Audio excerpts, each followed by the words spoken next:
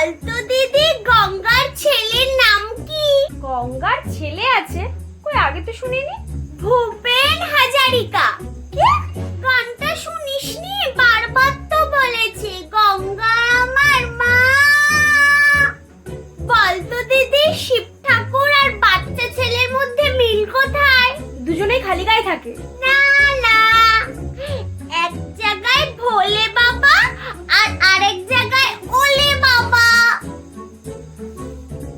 বলতো দিদি, যাদবপুর আর কলার মধ্যে মিল কোথায়? যাদবপুর আর কলা?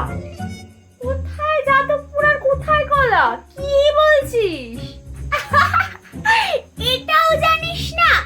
এক জায়গায় সুলেখা আর এক জায়গায় খুলেখা। আমি পাগল হয়ে যাব।